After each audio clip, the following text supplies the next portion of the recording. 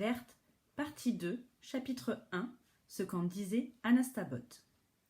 Ursule, ma fille, a beaucoup de qualités. Par exemple, elle est courageuse et volontaire. Mais elle a un gros défaut.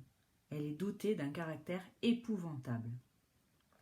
Toute petite déjà, c'était une vraie tête de lard. Soupolée, obstinée, solitaire. Ne me dites pas que c'est parce qu'elle est sorcière. Les sorcières sont comme les autres. Il y a parmi elles de joyeux tempéraments et de mauvaises têtes. Ma fille se range parmi les mauvaises têtes.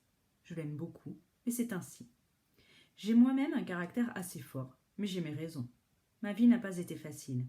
J'ai vécu la guerre, j'ai perdu mon mari, et j'ai beaucoup travaillé pour élever Ursule. Il a fallu que je sache me défendre pour survivre et pour protéger ma fille. Mais je reconnais que mes efforts ont été récompensés par de grandes joies.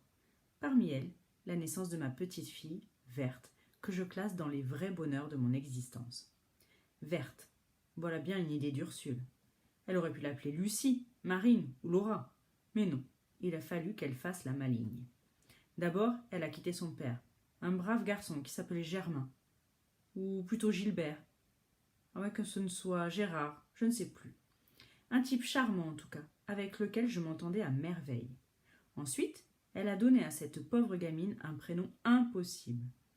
Heureusement que Verte est une petite fille formidable qui a réussi à rendre son prénom sympathique. Parce que, pour se lancer dans la vie, ce n'est pas un cadeau, j'en sais quelque chose.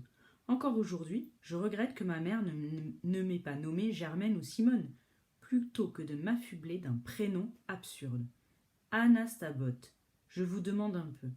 Imaginez un jeune homme amoureux qui chante sous vos fenêtres une chanson composée en votre honneur. Avec quoi fait-il rimer Anastabote? Avec botte? Hotte? Chipote? Quoi qu'il fasse, le résultat sera ridicule. Voilà pourquoi aucun jeune homme n'a jamais chanté sous mes fenêtres. J'en suis désolée, mais je ne vais pas changer de prénom. Je n'ai plus l'âge des aubades. J'ai toujours adoré cette petite Verte, une enfant gentille, polie, jolie et paisible. Je ne dis pas que sa mère ne l'aime pas. La vérité est qu'Ursule aime beaucoup sa fille. Mais elle n'a aucune patience. Elle s'est mis dans la tête de faire de Verte une grande sorcière.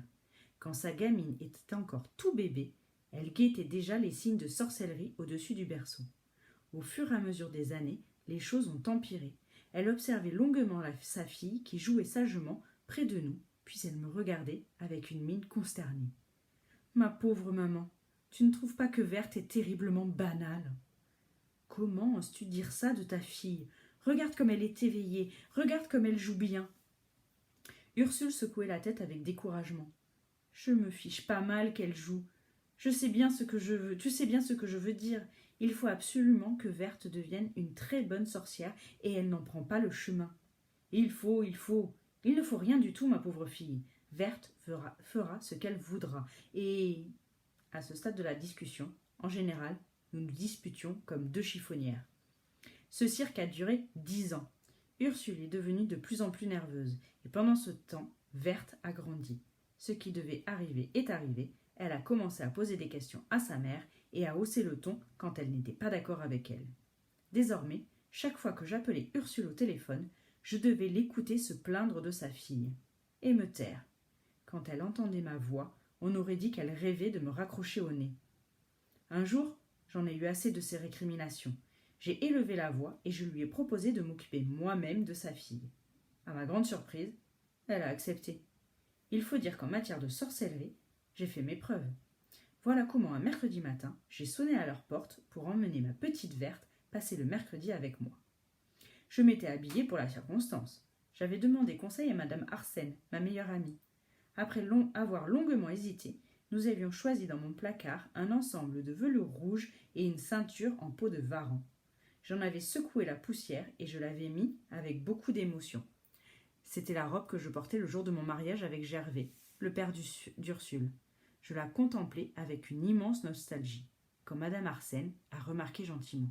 « Ah ben ça, madame Astabote, on peut dire que vous l'avez bien aimé, votre mari. » Tant de souvenirs. Les larmes me sont venues aux yeux et je me suis assise un instant pour me remettre. Je n'ai plus l'âge de cacher mon chagrin. Et oui, madame Arsène, nous nous entendions si bien tous les deux. Quel malheur qu'il soit mort si jeune en vous laissant avec votre petite fille. Mais quelle chance pour moi de l'avoir connu, de l'avoir aimé, ai-je dit. En prononçant ces mots, j'ai retrouvé ma sérénité. Après tout, quel plus grand bonheur que d'avoir épousé celui que j'aimais. Voilà ce que me rappelait cette robe. Je redoutais qu'elle soit devenue trop petite après toutes ces années. Mais pas du tout. Elle a glissé sur moi et s'est adaptée comme si je l'avais mise la veille. Il me semble que cette robe était contente de me retrouver elle aussi. Pour lui faire honneur, je me suis largement maquillée et je suis partie chercher ma petite fille.